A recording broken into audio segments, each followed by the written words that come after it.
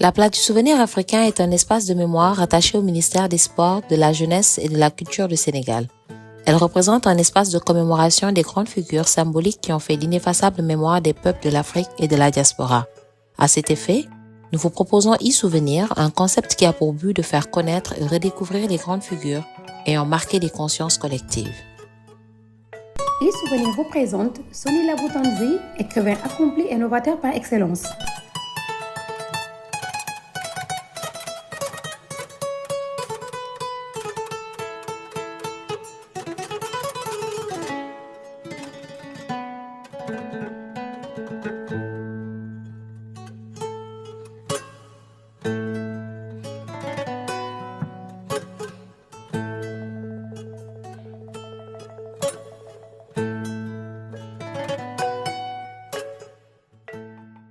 Sony Laboutanzi, poète, dramaturge, nouvelliste, romancier et metteur en scène, Sony Laboutanzi est né le 5 juin 1947 à Kimwanza, au Congo belge, parce que c'est comme ça qu'on disait à l'époque.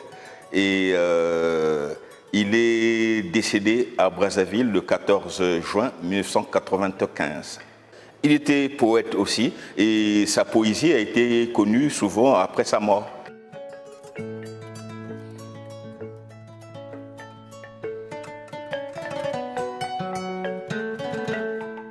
Lui-même ne s'était pas beaucoup prononcé dessus, mais les critiques littéraires disaient qu'il était avant-gardiste.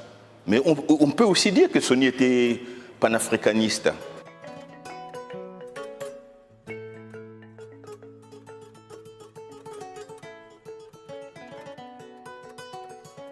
Sony Laboutanzi avait des très bonnes relations avec ses aînés, les écrivains congolais. Je citerai Jean-Baptiste Tati-Loutard, qui à l'époque était ministre. Je citerai Sylvain Mbemba, qui lui était, disons, son premier lecteur. Maxime Debeka, Jean-Baptiste Tati-Loutard, j'ai dit Henri Lopez. Il entretenait de très bonnes relations avec ses aînés. Et bien sûr, après les années 80, quand il a commencé un peu ses tournées, les tournées internationales avec le Rocado Zulu, Sony Laboutanzi s'est beaucoup entretenu avec les écrivains du monde entier, dont Ole Soyeka, et puis Aimé Césaire et Léopold Sédar Senghor, qu'il avait connu aussi. Que disait Senghor de Sony Laboutanzi? Et c'est d'ailleurs le grand témoignage est dans le film de Sony Laboutanzi qu'on appelle Diogène à Brazzaville, qui a été réalisé par Léandre Alain Baker. Alors, sa relation avec Léopold Sédar Senghor, c'est d'abord Sony Laboutanzi qui envoie une œuvre à Senghor. Senghor a reçu l'œuvre.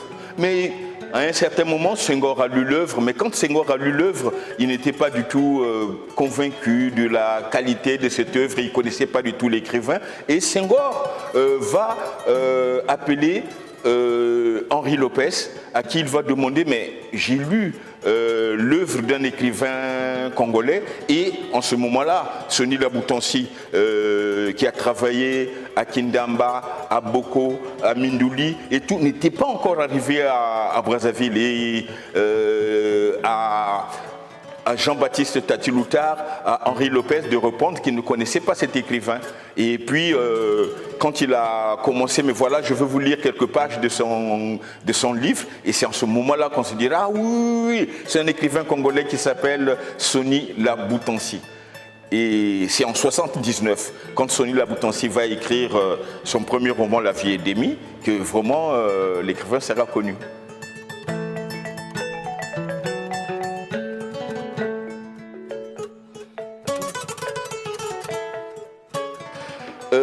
Sony, dès la sortie de son roman La vie est démie en 1979, Sony s'attaque à la manière de commander des nouveaux dirigeants de l'Afrique.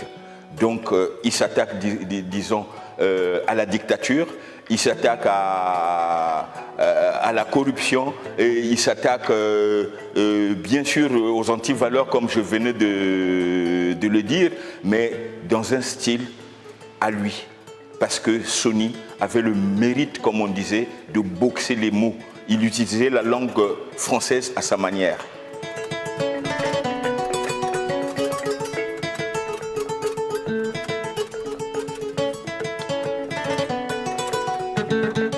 Sony a utilisé un style qu'on peut appeler la satire.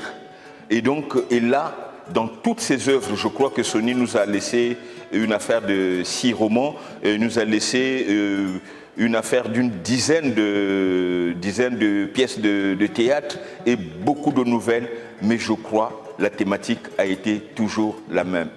Je crois la critique des mœurs politiques des Africains de son temps. Il condamnait également, comme je le disais tantôt, les antivaleurs. Et vraiment, pour ça, il a travaillé toute sa vie pour condamner cette manière de vivre des nouveaux politiciens.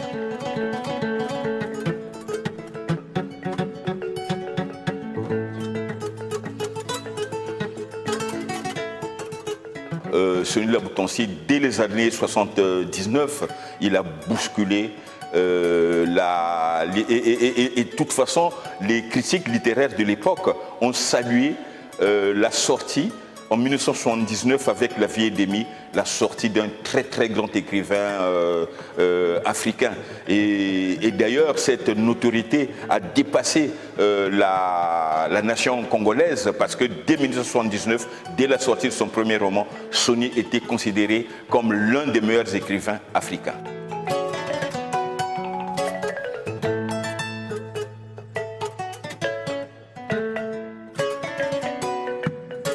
Sony Laboutansi s'est imposé lui-même.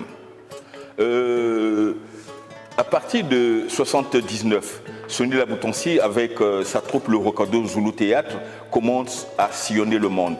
Et là, en 79, en 80, 81, 82, 83, Sony Laboutansi et sa compagnie, le Rokado Zulu Théâtre, Sony Laboutansi va participer à ce qu'on a appelé le Festival des Francophonies. Et là, jusqu'aujourd'hui, il existe donc à Limoges une rue qui porte le nom de Sony Laboutansi.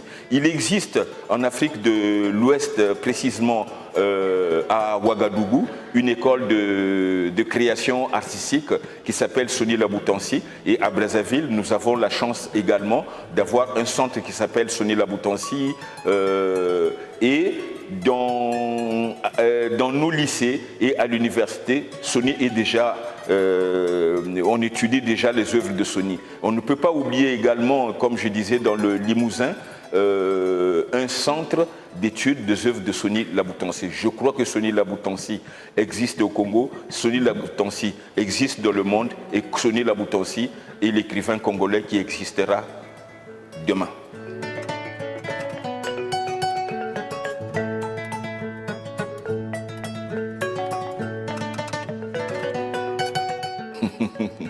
J'ai beaucoup écouté ça, mais à ma connaissance, je crois que je connaissais Sony depuis les années 70. Sony, d'abord, dès qu'il sort professeur de collège, parce que Sony est enseignant d'anglais. Il a commencé à Kindamba, après il est allé à Boko, après il est allé à Mindouli et il est allé à Pointe-Noire. Et c'est quand il est à Pointe-Noire qu'il sort La Vieille Démie. Et quand il sort La Vieille Démie, voilà ce grand écrivain de la littérature africaine est en train de travailler à Pointe-Noire. Et c'est là qu'on va demander à Tati Loutar, à cette époque, je crois, pas ministre de la Culture, mais je crois ministre de l'Éducation nationale, parce que la culture dépendait d'une direction. À ma connaissance, quittera la fonction publique et il viendra travailler avec, Tati Loutar, ne quitte pas la fonction publique puisqu'il continue à gagner son salaire, mais on le laissera un peu plus libre pour s'occuper un peu plus de la créativité artistique, son théâtre, son livre et les voyages. Donc, voilà ce que je sais sur Sony Laboutansi. Maintenant, Sony Laboutansi en tant que, parce que dans les années 90-91 au Congo, ça coïncide aussi avec la conférence nationale. Et Sonny Laboutansi, je crois, s'est affiché dans un parti à l'époque qui était un parti d'opposition. Et à partir de ce moment-là, il commençait à prendre des positions politiques et ça n'avait pas beaucoup été apprécié par ses amis qui vivaient en Europe. Et je crois qu'il commençait déjà à déranger et il a dû avoir quelques petits problèmes dans ce sens-là, mais ça n'a pas duré longtemps. Sonny a continué à voyager. Je crois qu'il fallait mieux laisser Sonny voyager et revenir que Sonny reste au Congo. C'était plus facile que de regarder un écrivain comme ça qui avait commencé à grandir, sinon qui était devenu grand, de le laisser à l'extérieur.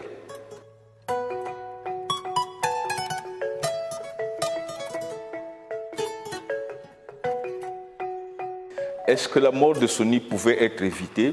On peut voir les choses sur plusieurs angles. Est-ce que l'homme peut éviter la mort? Je dirais non.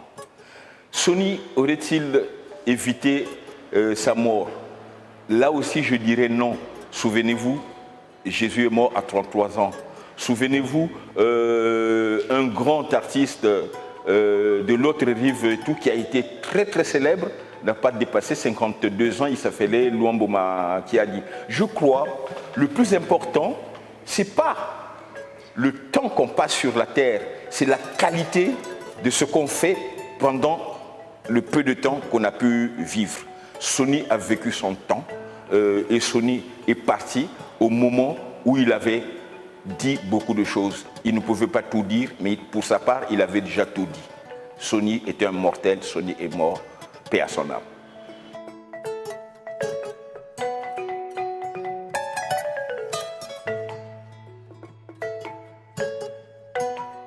Pour la jeunesse congolaise, pour la jeunesse africaine, Sonny Laboutansi a été, Sonny Laboutansi est, et Sonny Laboutansi restera un modèle.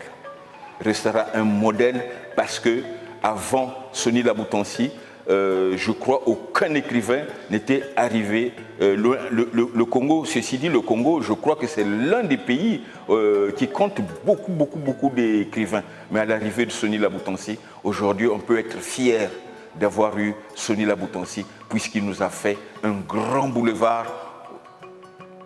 sur la création artistique où aujourd'hui les jeunes peuvent marcher dans le domaine du théâtre, dans le domaine de la littérature, et sans problème. Aujourd'hui, Sonny Laboutansi peut être considéré comme l'ambassadeur de la créativité congolaise.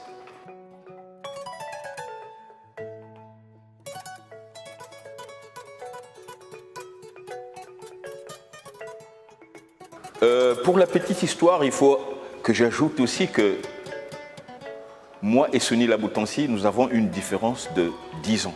Sonny est né en 1947 et moi je suis né en 1957. Mais Sonny a été pour moi un grand frère. Et c'est d'ailleurs quand il vient à Brazzaville en 1979 qu'il a l'intention lui de monter une troupe de théâtre et que moi j'ai déjà une troupe de théâtre et que nous allons nous voir, on a vite compris qu'on devait travailler ensemble.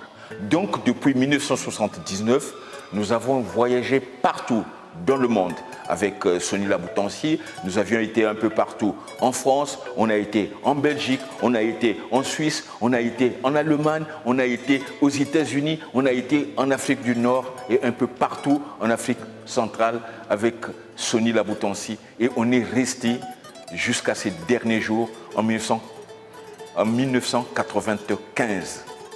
En 1974, Sonny Laboutansi sort de l'école normale supérieure. Il est affecté dans le département du Poul, d'abord à Kindamba, de 1972 en 1974. Il est enseignant d'anglais à Kindamba donc. Et après Kindamba, il arrive à Boko, de 1974 en 1976.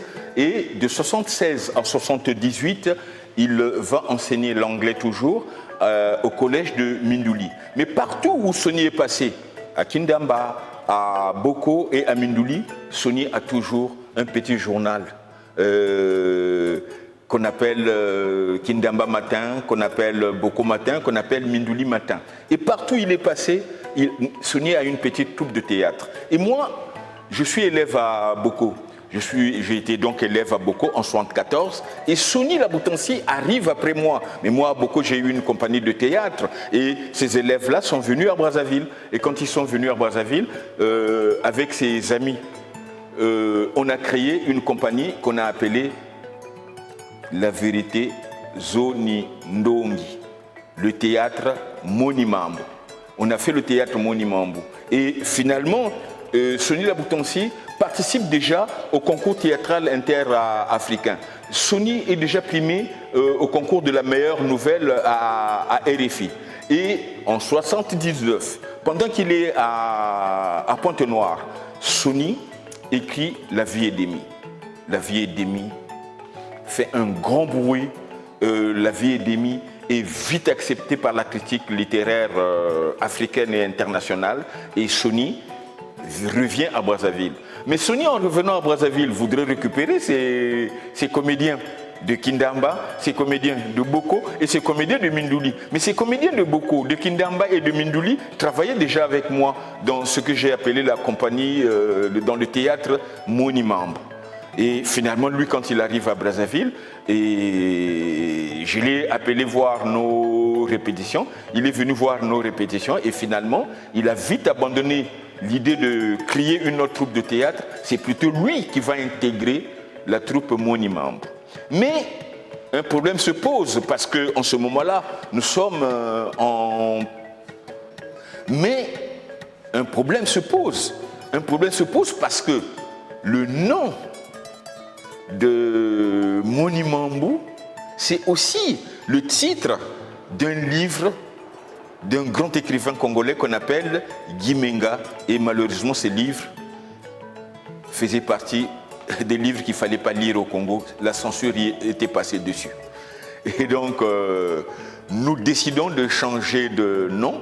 Et moi, je voudrais l'appeler le Zoulou. Sony voudrait l'appeler la Rocade. Et finalement, Sony décide qu'on puisse passer par un vote. Alors moi, j'ai beaucoup hésité parce que la plupart de mes collègues qui travaillaient avec moi avaient travaillé avec Sony comme élève. Alors si on passe par vote, mais ils voteraient tous pour leur professeur. Et finalement, j'étais très très emmerdé. Et Sony Laboutansi avait compris mes angoisses. Et c'est lui qui va décider. Et c'est lui qui dira à haute voix, j'ai compris, la troupe s'appellera Rocado Zulu Théâtre. Et ce fut donc la naissance du Rocado Zulu Théâtre en 1979. Et le Rocado Zulu Théâtre sera connu officiellement le 18 mars 1980 au centre CEFRAD, qu'on appelait le Centre de formation et de recherche d'action d'art dramatique.